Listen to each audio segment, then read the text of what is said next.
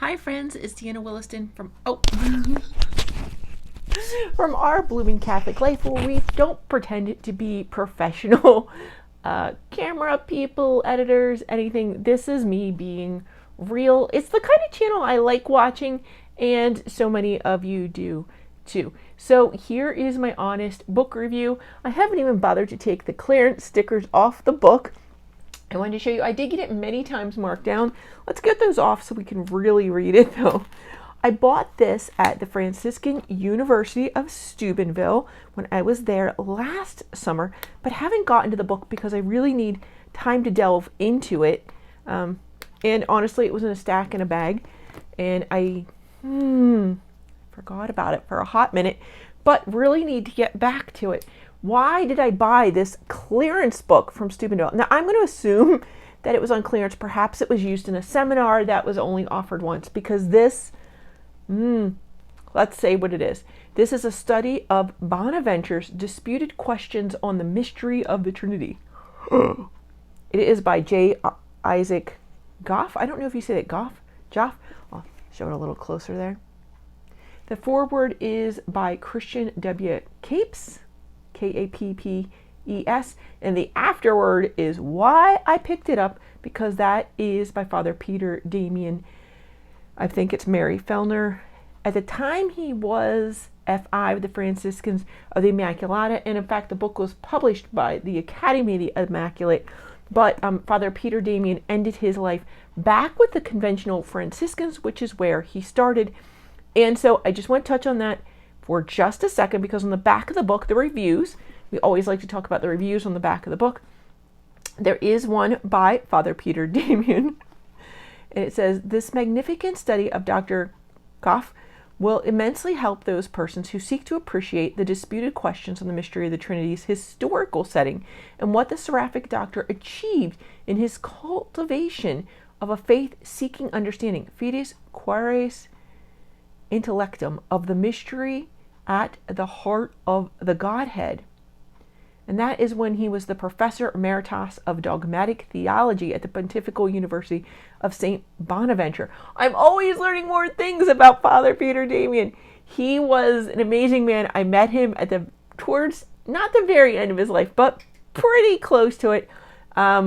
Such a spiritual grandfather. Amazing. I say that because Father tells you of some wisdom and virality, but saying that he was a grandfather, the wisdom that came from him, his kindness, his gentleness, and yet you could see he was like a mountain. He was very strong, but not in an overt way. When he spoke, a lot of people did discount him because they couldn't quite make out what he was saying. I never had that problem, but I did always lean in closer because I always wanted to hear what he had to say. I think he was a truly holy man, and so his recommendation of the book was enough for me. The next one, though, is by J.A. Wayne Hellman, OFM Conventional, who was a professor of historical and systemic theology at St. Louis University. So the conventional friars also, well, I'm assuming they approved because of the reviews on the back of the book, but let's give it a quick read. J. Isaac Joff's seminal study of Bonaventure's On the Mystery of the Trinity is the first study of the entire text for its own sake, as he wrestles with the subtlety and rigor of Bonaventure's Trinitarian theological metaphysics.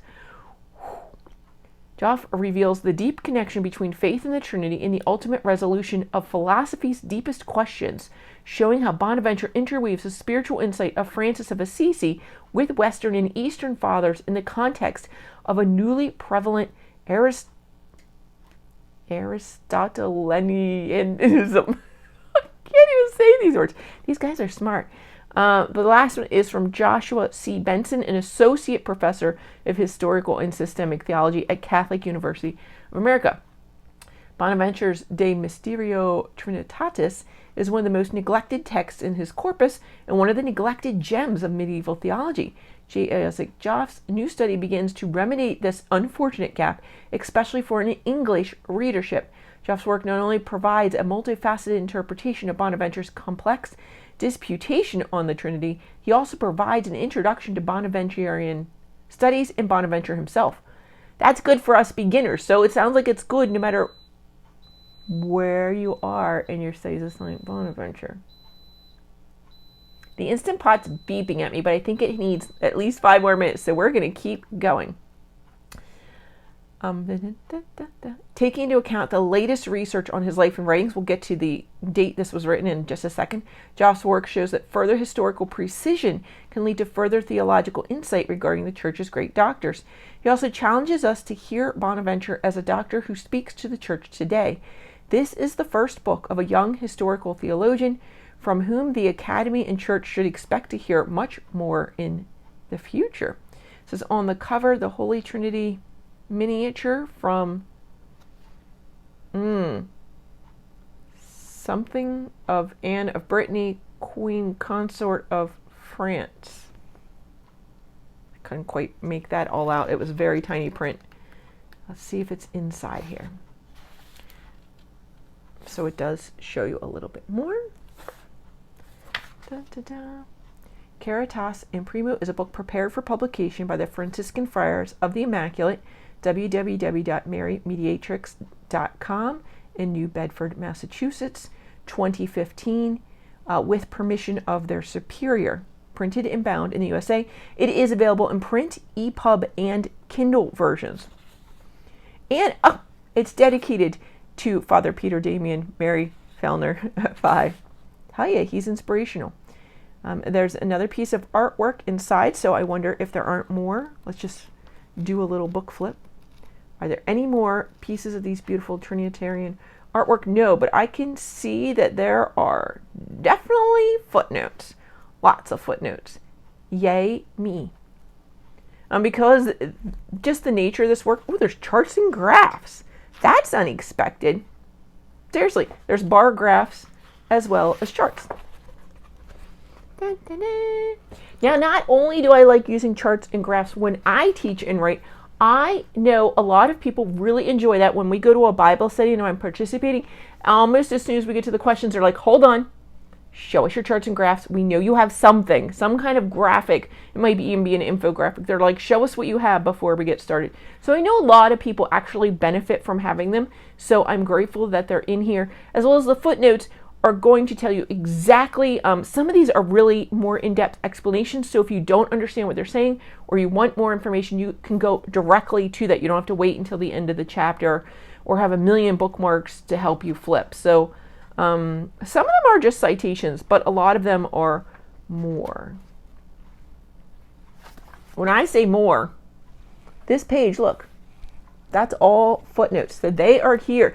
This is going to be an in-depth study. You may want to get a group together to do this. You may want to read through it at least once. It does open up with a quote in Latin, as well as, yes, another piece of artwork. I didn't see any more artwork throughout the book, but I did see that one.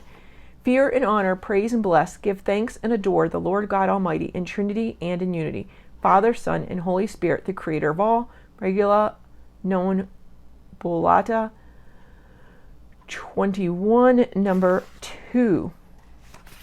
So when we get in, remember there was the foreword and the afterwards, but in the table of contents we find out there's more than that. This is my preferred, very clear, easy to read setup for a table of contents. It does start out with Roman numerals for the foreword, and then there's a preface, and then, friends, there's a list of abbreviations. So you may want to mark where the list of abbreviations, and then it very clearly, see how they center it for the section of the book? Very helpful. So these are here, the beginning things that you should read beforehand. But when we get to the first section, it's here, numbered out. Each section is very clear when a new section starts, so you're not mistaking that at all. Could this have been somebody's doctoral thesis? I'm wondering now, because chapter 1 is introduction. It starts out with title and objective of the study. Title, preliminary reflections towards an objective, objective, method, procedure. This sounds like this could be either, I'm guessing doctoral because I haven't gotten into it. It could be a master's study if you were a very advanced student, but I'm guessing this is somebody's doctoral thesis.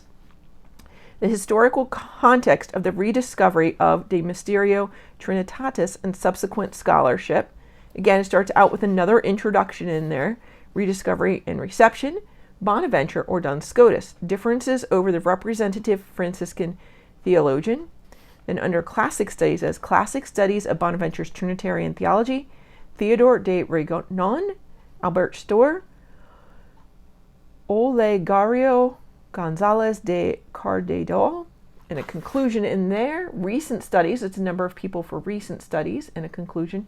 Chapter 3 is Aristotle's journey into the Latin intellectual tradition and the rise of the University of Paris. That is going to be really good for me. Then chapter 4 is Master in Minorite. So this is a little history on Bonaventure. And then we get to chapter 5, which is De Mysterio Trinitatis, which is the Aristotelian context and coloring. And so there's an investigation going on there and a conclusion. And then Sapientia et Scientia, the proximate textual context of De Mysterio Trinitatis. That sounds like we're really entering into the investigation there, or is it an introduction into this piece of work? So the first one is the Aristotelian context, and then it's going into it the textual context. So the proximate. Is that the immediate? No, because that would be immediate. Then the next one is structure and meaning is the investigation. The next one is Caritas and Primo, the resolution of reason and wisdom, reduction into the Father. So the last, I think it's all pretty much background material, and then they're getting into Aristotle, and then they're getting into the document a little bit more, and then they're breaking down the document a little bit more, structure meeting, thematic order and meeting, and then we get in there, and I think that this is the real heart of the matter, the resolution of reason and wisdom, reduction into the Father, the introduction. I'm going to give you this last chapter, reduction of mind into the Trinity, the Franciscan theological metaphysics, they call it theologic, then the argument, resolution, and reduction. And there's a number of subheadings in there, which actually say question 1, question 2, question 3, question 4, question 8. So then these are the heart of it. That starts on page 201. That's the meat of it, 201 to 282. And then there's 3 levels of reduction and resolution in it, and then a conclusion. And then there's a full-on conclusion, review, moving forward, conclusion, the afterword by Father Peter Damian Fellner, a bibliography, and an index. So there's a lot of preparatory work before he gets to his questions, which again does make me feel like this is somebody's doctoral thesis. Let's just read the very first paragraph of the foreword. By God's providence, Bonaventure, or the seraphic doctor, went the way of all flesh shortly after his collaboration in the work of union between the Latin and Greek churches at the Second Ecumenical Council of Lyons in 1274. There's a footnote on it. So far as anyone knows, by the end of the same century, 2 of his most masterful works of theology had already fallen into total obscurity, never known to be cited verbatim again from among the pages of schoolmen until their rediscovery in the late 19th century. Dun, dun, dun. So it sets up a little bit of suspense. What happened to his great work? He did great work. What happened to it? And these are the pages that have tons of footnotes in the introduction to let you know why this work is important, what happened to it. Oh my goodness, friends. I'm just kind of scanning the footnotes, and I am so excited to get into this book. Now, this is a study book, whereas our friend who we're going through his work slowly, these letters, these are, I can read like a letter every night and kind of ponder it and meditate on it. Again, the same with the poetry. Is he behind me here? Servant of God, John Bradburn, who also was very Trinitarian. That was the Facebook post today, was talking about his love of the Trinity, as well as one of the miracles that happened after his death. You're going to have to read about that. The John Bradburn Memorial Society has it out.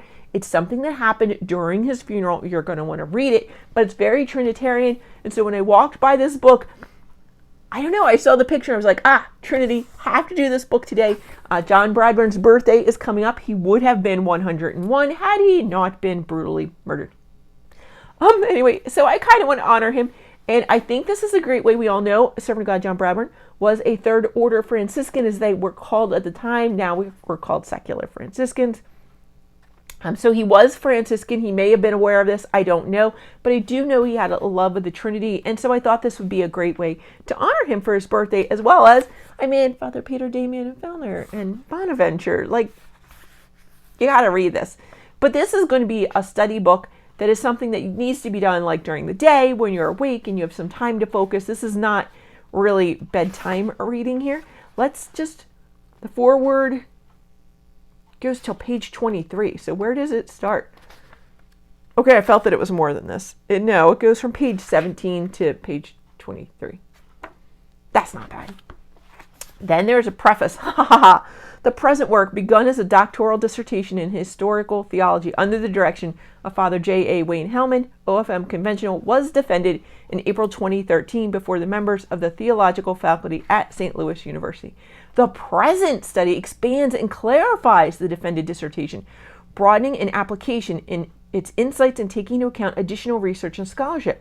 Hopefully, the changes serve to both deepen and illumine the dissertation's main insights and themes, and its publication will render the study accessible to more readers. I want to say I've done this myself.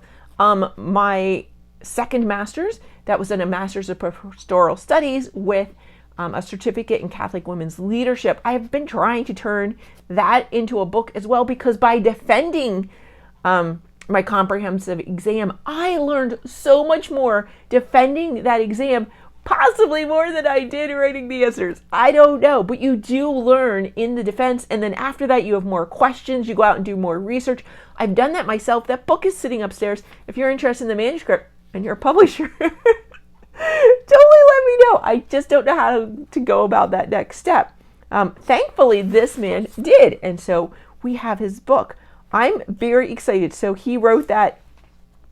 The preface was written on February 21st, 2014 on the feast of St. Peter Damian. Now, while I keep talking about Father Peter Damian Mary Fellner, St. Peter Damian is a different person, and he tried to unite the Eastern and Western schismatic churches. When the churches split, he was trying to really get them back together. And if you don't know anything about him, you really need to go and read some of his work, as well as tons of Father Peter Damian Fellner's work is out there. I know, I'm so excited.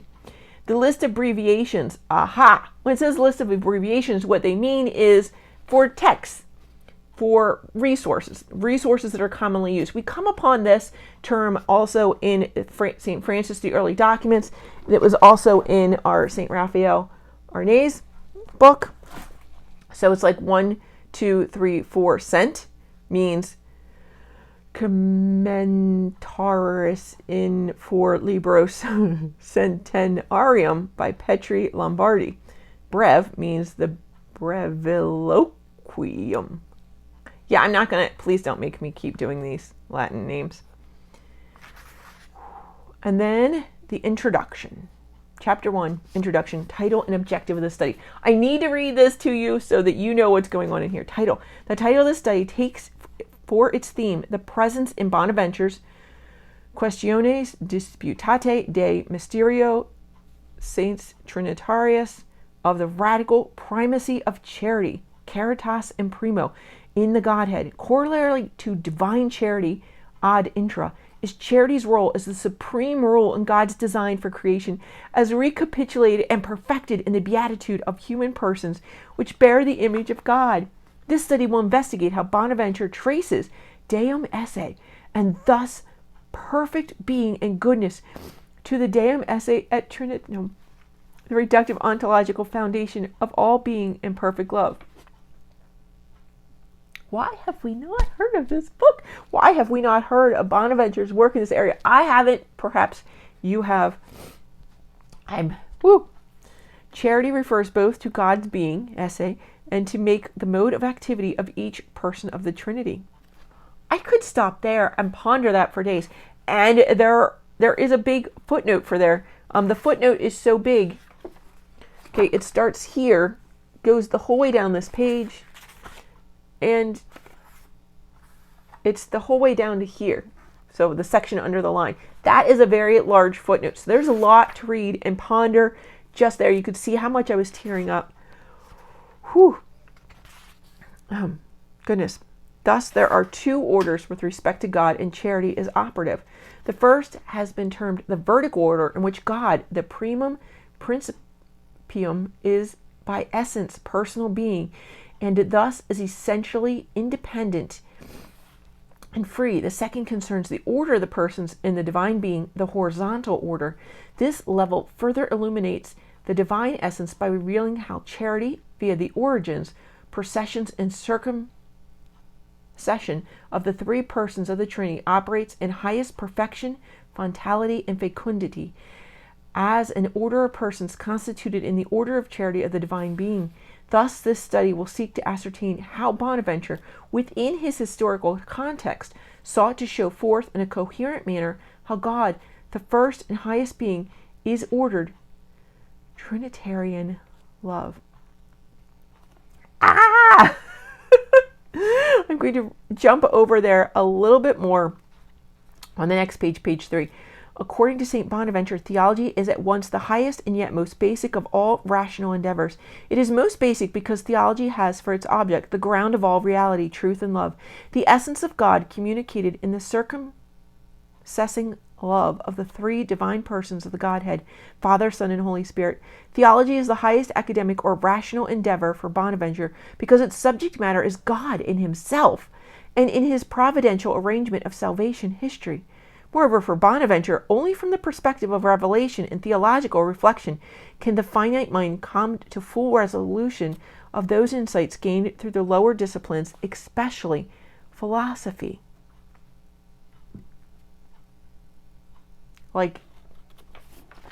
Sorry, I have to turn the camera off and just go curl up in a ball and read this book. Let's jump to a little bit to Chapter 5. So this book is set up where it has the page numbers on the outside. On the left-hand page, it's going to tell you the chapter number and the title of the section you're in on the right-hand side. So this is De Mysterio Trinitatis, Aristotelian Context and Coloring. The subheading here is Aristotle as Source and Influence. There's a decent-sized footnote on this. I'm just going to read you a little bit. Aristotle is cited or referenced 105 times in the De Mysterio Trinitatis, 117 counting the Liber de Causes. These are found within a total of, excluding Scripture, 239 citations or references of authorities in the De Mysterio Trinitatis from 20 different authors. 125 are by authors other than Aristotle. Among these, Augustine is cited and referenced most often. These data show that allusions to or quotations from Aristotle make up nearly half, 49%, of the total references to authorities in De Mysterio Trinitatis. Augustine is next in frequency, referenced approximately 56 times. If you're getting lost, don't worry. He has a chart for you, my friends. So although the book is technical, I do get a feeling from reading his preface, he means it when he says he made this accessible. There are charts in here. So even when it gets into the heavy science, even if you don't want to read the footnotes, you can still read the book, look at the charts, and you're going to gain so much wisdom and knowledge. I'm really excited about this book. Perhaps some of my Franciscan friends will be interested in studying this. This is a bit deeper than we normally go in our book share. But maybe there's a Franciscan nerds group somewhere or something. This is just lovely. Let's come back a little bit into Chapter 8, Caritas and Primo. I'm just picking something on page 288.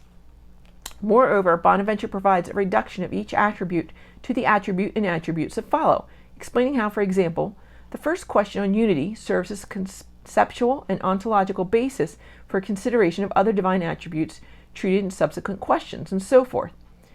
Okay, it builds on itself. It builds on itself. In this way, Bonaventure, in reducing the absolute properties of the divine being to necessity and ultimately primacy, provides a structural argument for giving primacy a place to freedom and person over nature. The primacy of person posits in the order of being, nature, essence, the primacy of the personal act as essentially free. This in turn implies love as the essential and primary act of persons, and goodness as its corollary. Now, if that doesn't make complete sense to you, friends, it is 288 pages in, so there's a solid foundation before you get to that. But he's saying Bonaventure breaks it down for you, friends. Yay! So he breaks it down to its easiest elements so that you can understand it. So that's basically what he's saying. Love this. A couple paragraphs down. In the De Mysterio Trinitatis, Bonaventure has provided a scholastic itinerary of the mind into God that harmonizes and integrates faith and reason, theology and philosophy in a manner that preserves and meets the requirements of Aristotelian science and addresses the limitations of Aristotle's metaphysics by showing forth the primacy of person, freedom, and charity as further unveiled and clarified by revelation and worked out by theology. And then he goes on to explain it a little bit more. So anytime you're kind of not catching it, even though he will have laid a foundation for this by the time you get there, he tends to have a big theological paragraph and then he kind of reduces it, breaks it down a little bit for you. I think this is written really well. I will admit, though, that I am a bit of a nerd, so I would love somebody else to read this. Oh, I was right before the conclusion, so if you didn't catch that in the first reading, it's okay. There's going to be a lot before that that's going to lay down the groundwork. So be excited, because if you didn't understand that the first time when I just read it, be excited, because you will by the time you read all his foundational material. You're going to be ready for that. You're going to be able to understand that. You're going to be able to talk Aristotle. I'll never be able to say it. You'll be able to understand Aristotle's metaphysics by the time you're done with this book. And if not, get back to me and we'll try and go through it together, or put questions below and maybe I can answer them. Or if there's a Franciscan scholar a little bit higher than me wants to jump into the discussion, I'd love that. Why? Why should you read this? I'm going to go into a tiny bit of the afterword by Father Peter Damian Mary Fellner, F.I. The genial treatise of St. Bonaventure on the Blessed Trinity, Disputed Questions on the Mystery of the Most Holy Trinity, is one of the greatest studies about the central mystery of our faith, the primary object of what Blessed John Duns Scotus calls our theology, on the same level of St. Augustine's De Trinitate. Despite its importance and influence, it remains little known today except to the professional historians of theology. This magnificent study of Dr. Goff will immensely help those persons who seek to appreciate its historical setting and what the seraphic doctor achieved in his cultivation of a faith-seeking understanding. Fides quaerens intellectum, of the mystery at the heart of the Godhead, the one God, the infinite being, triune in persons, the mystery on which depends understanding in the rest of theology, the Trinitas O Economica, dealing with our sharing life of the divine persons. And so Father Peter Damian saying, you got to read this, folks. You got to. It's important for your faith. And we're talking so much now about how people don't believe in the real presence. Our theology is getting watered down. Things are getting misinterpreted. A study like this is important. There are so many people out there who are searching for healing. They're searching for meaning. They're searching for beauty. They're searching for love. And it's here, and we have it. But because we've simplified Christianity to Jesus is your best friend, they don't know that this exists. They don't understand the love of the Trinity, that the Trinity is love. They don't know that that already exists. And they're trying to make it up. They're trying to find it, and what they're doing is making it up. And it's not real. They're worshiping false gods. And that they just get further and further away. Like, first they go and get a crystal, and then they're reading horoscopes in the newspaper, and then they're making judgments based on whether people are what sign. I read recently about someone who was hoping their baby would be a certain astrological sign. People are really saying these things, and then it gets deeper, and it's bizarre to me the amount of people who think that they're modern day witches, or they're combining like witchcraft with pagan European religions, and they're just mismatching. They're doing this cafeteria new agey, but they're paganism. Can you have cafeteria new age paganism? That's what they're doing, and they're just weaving them all together, and it's this bizarro, never-ending spiral downward, because they don't seem to be becoming better people for it or being happier for it. They seem to constantly be searching and lost. And we have the answers. Are we sharing them? Are we telling people? No, because we don't know. Get out there and read this book. That's it. God bless you, friends. In the name of the Father, and the Son, and the Holy Spirit.